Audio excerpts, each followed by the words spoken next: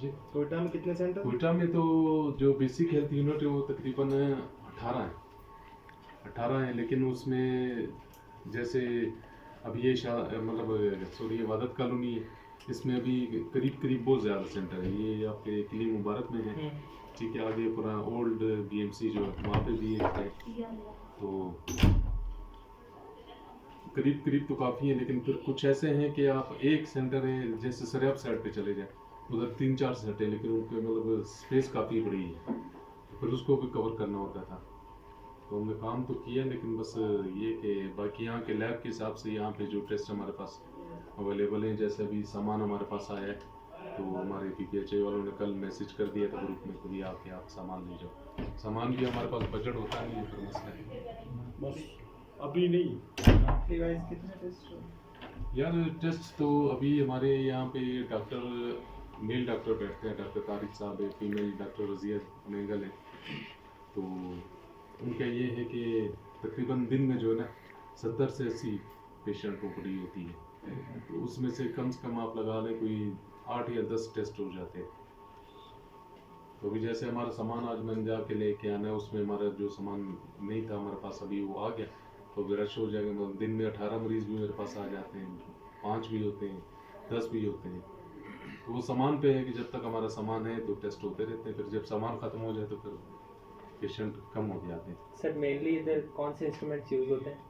यार हमारे पास मेन तो मेरे अभी इस टाइम लैब के लिए माइक्रोस्कोप एक पड़ी हुई है, इसमें हम लोग मलेरिया टेस्ट भी कर रहे हैं, माइक्रोस्कोपिंग मलेरिया माइक्रोस्कोपिंग कर रहे हैं, यूरिन DR कर रहे हैं, स्पूटम वेव भी कर रहे हैं। मलेरिया की पॉजिटिव स्लाइड आपके पास पड़ी? नहीं यार, पॉजिटिव फिलहाल कोई नहीं आया। असल में हमारे ये होता है कि हम लोग पहले होता था जब मलेरिया प्रोग्राम के साथ हम काम कर रहे थे ना, उसमें सबसे शुरू में तो हम लोगों ने किया था ASD के साथ। ASD ने फिर ये प्रोजेक्ट या ये जो था उनको दे दिए थे DRSP वालों को। DRSP वालों ने फिर यहाँ से ख़त्म कर दिए, कहता क्योंकि यहाँ पे पॉजिटिव केस ही नहीं है। साइड एरिया में हो रहे हैं, पश्तून बेल्ट में, बलोच बेल्ट में, इस तरफ पॉजिटिव केस ज़्यादा आ रहे हैं। हाँ, तो यहाँ पे मतलब हेपेटाइटिस B C भी कम पॉजिटिव है हमारे कोयटा में, साइड एरिया में बहुत ज़्यादा पॉजिटिव आ रहे हैं। यहाँ पर सर कितने रेशो आ रहे हैं स्टेटस के? यार यहाँ पे भी टेस्ट तो हम लोग करते हैं डेली के, अगर मरीज आ रहे तो कर रहे हैं, लेकिन पॉजिटिव कम है, पॉजिटिव कम है। इनका रिकॉर्ड कैसे मेंटेन करते हैं? इसके पास हमारे रजिस्टर है, हमारे TB कंट्रोल का अलग रजिस्टर है, हमारे लैब का रजिस्टर अलग है, फिर डॉक्टर साहब जो OPD करते हैं, जो टेस्ट बेचते हैं वो अलग है। मतलब हमारी जो डेली की पर्ची है वो रजिस्टर में एंट्री करने के बाद हम लोग उसको 1-1.5 महीना रखते हैं। कितने पॉजिटिव केसेस हैं और कितने वो नेगेटिव? सारा उसमें लिखा जाता है। मेन डेटाबेस अगर किधर है आपका, अगर कोई रिसर्च करना चाहते हो, जैसे अगर मैं मलेरिया पर रिसर्च कर रहा हूँ, हाँ जी, तो अब मुझे डेटा आपके मेन डेटाबेस से लेना पड़ेगा या आपके पास? मेरे पास है सर, लैब का डेटा लैब के पास है, OPD का डॉक्टर के पास है। तो अगर मैं रिसर्च कर रहा हूँ मलेरिया पे कि पॉजिटिव केसेस कितनी, प्रेवलेंस कितनी है कोयटा में, जी, तो यहाँ से मुझे डेटा उसका मिल सकता है? उसमें ऐसे है कि पॉजिटिव आएगा तो हम पॉजिटिव लिखेंगे ना, टेस्ट हम करेंगे, टेस्ट हम करते हैं। जैसे अभी TB के मतलब आम नॉर्मल खांसी भी है, मतलब क्या कहते हैं कि एलर्जी भी होती है, ठीक है, खांसी वगैरह हो जाती है, गला ख़राब है, चेस्ट इन्फेक्शन कोई है, तो उसका स्पूटम डॉक्टर साहब लिखते हैं टेस्ट, स्पूटम हम उसमें उसका TB पॉजिटिव नहीं आ रहा, ठीक है। अब ये नहीं कि पॉजिटिव नहीं आ रहा तो हमने उसको पॉजिटिव देना है, क्योंकि इसकी मेडिसिन होती है 9 महीने की। TB अगर आपका पॉजिटिव आ गया ना तो उसके 9 महीने की मेडिसिन, और उसकी मेडिसिन का साइड इफेक्ट इतने खतरनाक होते हैं कि वो आपके कान को, आपकी मेमोरी को, आपकी आंखों को कमज़ोर कर देते हैं। तो इसलिए हम लोग ख़ास तौर पे TB वाला और मलेरिया का ये टेस्ट बहुत ही एहतियात से करते हैं। अभी मलेरिया हम स्लैड बनाते हैं, उसकी जिंजा स्टेनिंग करते हैं। तो ये बेटा पीछे देखना, ये पड़ा वो, ये दे दें पैंट के साथ उठा दे, क्योंकि वो नज़र नहीं आएगा, फिर वाइट। हाँ, ये अभी आपके जो पहला बैच आया तो उसको मैंने ये समझाया था, ये देखिए ये हम मलेरिया की स्लैड बनाते हैं, ठीक है। इसमें बनाते तो बनती तो 2 है, लेकिन हम लोग फिलहाल एक ही बना रहे हैं, तो ये इसको थिक स्लैड कहते हैं, ठीक है। ये 1 ड्रॉप हम लोग पेशेंट को डालते हैं स्लैड पे, फिर उसको हल्का हल्का ऐसे जो है शेक करते जाते हैं, उसके बाद इसको फिर हम स्टेनिंग करते हैं। स्टेनिंग इसकी जिंजा स्टेनिंग है। ये हमारे पास ये जार भी है, ये भी है, इसमें हमने बनाना होता है इस तरह, ये जैसे भी है ना, उसमें 90 का मतलब 9 एक हमारी लैब की ज़ुबान में जो ना हम लोग इस्तेमाल 9-1 का, यानी कि 90% आपने इसमें जो बफर वाटर डालना है और 10% आपने इसमें जो जिंजर डाल के इसको अच्छी तरह शेक करके जार में डाल देना है। फिर जार में डालने के बाद आप इसके अंदर जो ना ये देखिए, ये मैंने स्लाइड रखी है, इस तरह आपने स्लाइड इसके अंदर लगानी है जैसे ही लगी हुई है, ठीक है। फिर इसकी टाइमिंग होती है, स्टॉप वॉच हमारे पास है, इसको 10 मिनट या 7 मिनट या 5 मिनट, अगर तो आपने एक दिन में रिजल्ट बनाया उसको एक दिन में यूज़ करोगे तो फिर कम से कम इसका 10 मिनट टाइमिंग है स्ट्रीमिंग का।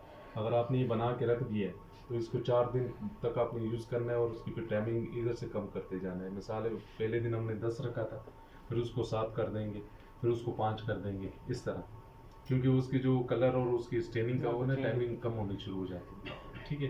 तो ये हमारे मलेरिया का कि मलेरिया स्लेट किस तरह बनाते हैं और मलेरिया की फिर सारा ये प्रोसेस करने के बाद इसको हम मतलब उसके ऊपर स्टैंड पे रख के इस पे जो है ना जिंजर डाला जाता है। जिंजर डाल के 10 मिनट तक इसको रखना है, फिर इसको हमने इसमें वॉश करना, इसमें पानी डाल देते हैं। मतलब डायरेक्ट नलके से नहीं करना, क्योंकि ये स्लाइड इतनी नाजुक होती है, टूट जाती है। फिर वो आपके लिए पेशेंट अगर चला गया तो दोबारा बननी नहीं है, तो इसलिए हम लोग इसमें डाल के बस इसको इस तरह ऐसे ऐसे पानी होता है, ऐसे ऐसे करते हैं। उसको करने के बाद हाँ जी नॉर्मल पानी होता है। हाँ ये पानी नॉर्मल है, लेकिन जो इसकी स्टेनिंग हम बनाते हैं ना उसके लिए बफर वाटर है। बफर वाटर है, बफर वाटर के लिए बनाने के लिए टैबलेट भी आती है, लेकिन हम लोग ज़्यादातर लाते ही है पीछे बोर है। हमारे जो ट्रेनिंग वाले उस्ताद उन्होंने बताया था कि आप बोर का पानी इस्तेमाल करें, उसमें ज़्यादा फायदा। तो ये इसका पीएच पानी जब वहाँ से लाते हैं हमने सबसे पहले इसमें डाले ना, तो उसका पीएच हमने चेक करना है। पीएच उसका तकरीबन 7.0 चाहिए, फिर वो आपके रिजल्ट स्टेनिंग सही करेगी। और स्टेनिंग भी आपकी इस तरह होनी चाहिए जैसे ये है, ये नहीं कि मतलब जैसे अभी ये कुछ बीच में डार्क हो गई है, हाँ ये इस तरह नहीं होनी चाहिए, इस तरह होनी चाहिए। फिर आपको माइक्रोस्कोप जो क्लियर नज़र आएगा। उसका ऐसा होता है कि माइक्रोस्कोप पे हमने डायरेक्ट जिस लेंस पे चेक करना है 100 पे उस पर नहीं करना है, हमने पहले उसको सबसे कम वाले पे लाना है, उस पर उसकी सेटिंग करनी है, फिर थर्ड पे लास्ट में 100 पे ला चेक करना होता है। तो ये इसकी मलेरिया की और टीवी की भी हम लोग ऐसी, ये हमारे पास स्पूटम कप है, ये पेशेंट से हम स्पूटम मंगवाते हैं, मलगम जो आम उसको उर्दू उसमें कहा जाए। तो उसका ये होता है कि उसको हम बता दें कि इसमें सलाइवा नहीं होना चाहिए, सलाइवा यानी कि थूक ना हो, सीने का बलगम हो, ठीक है। फिर उसका हम स्लाइड बनाते हैं, ये स्प्रिट लैम्प हमारे पास पड़ा हुआ है, ये इसको हम माचिस में जला के, फिर ये वायर लूप है हमारे पास, ये उसके सैंपल उठा के फिर स्लाइड के ऊपर ऐसे उस पर जैसे ये ऐसे शेक किए इस तरह करना होता है। फिर उसको हम लोग स्टेनिंग जब यहाँ पे स्लाइड रखी जाती है, ये कार्बन टॉक्सिन, इसको गर्म करके डाला जाता है। ये हमारे पास ट्यूब है, इसमें हम डाल के फिर उसके क्या कहते हैं ड्रॉपर के साथ उसके स्लाइड पे डालते हैं। 10 मिनट तक जो उसको हम लोग टाइमिंग देते हैं, स्टॉप वॉच ऑन करके 10 मिनट तक उसको रखना होता है। 10 मिनट फिर उसको वॉश करना 10 मिनट के बाद।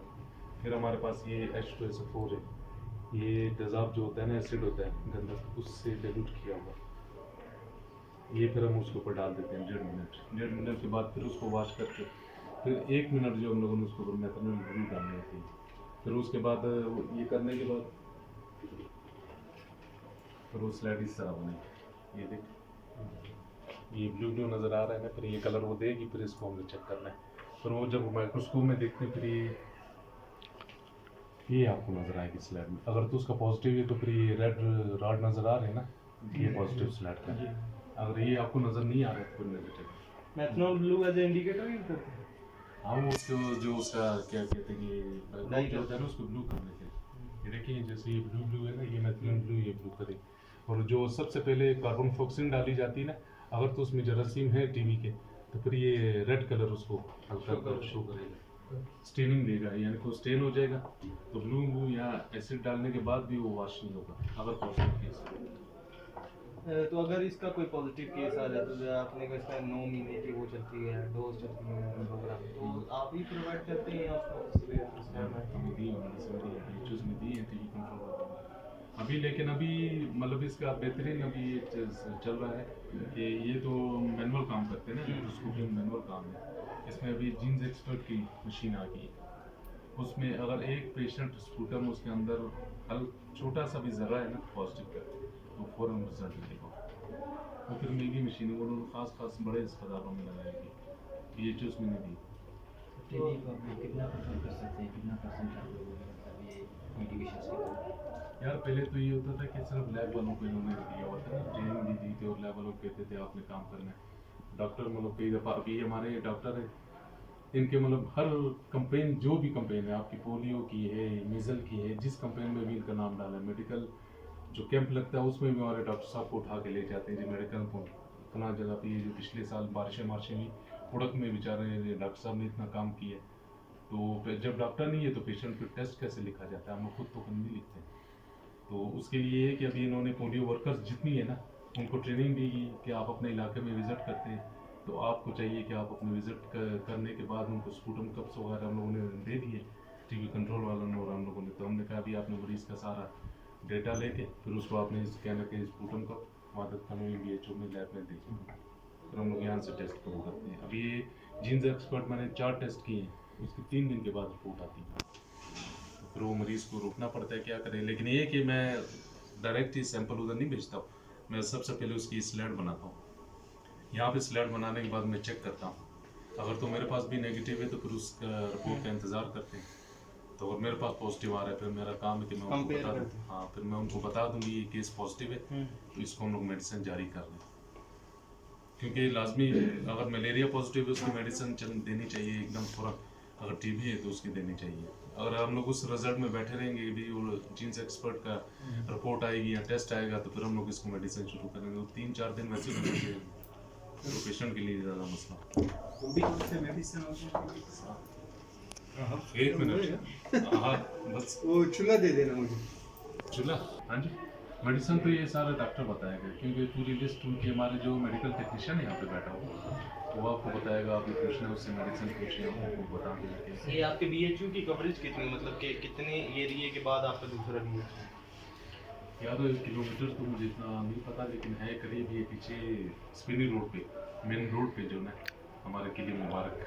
नहीं मतलब कौन कौन से एरियाज आप कवर कर रहे हैं, BMC आपके अंडर आते हैं? नहीं हमारे पास ये वादत कॉलोनी सिर्फ है, वादत कॉलोनी है। वादत कॉलोनी है, लेकिन हमारे इधर मरीज आप यकीन माने सरियाब से भी आ रहे हैं, सुरखपुर से भी आ रहे हैं, अपना हाजी कैंप जो ऊपर बाईपास है वहाँ से भी आ रहे हैं, मतलब मरीज कहीं से भी उठ के आ जाते हैं जहाँ पे उनको मेडिसिन ना मिले, कहीं उनको कहता है यार उसमें BHOs में जाओ उधर आपको मेडिसिन मिल जाएगी, या वहाँ पे टेस्ट हो रहे हैं आप उधर चले जाओ। तो आप उनको कैसे फिर वादत कॉलोनी के उसमें काउंट करते हैं? नहीं वो उसको बात उनके पेशेंट तो यहाँ पे है ना, एड्रेस उनका बाहर का जहाँ की है वहाँ का लिखते हैं, लेकिन हमारे इधर ऊपर ही सारे डॉक्टर के।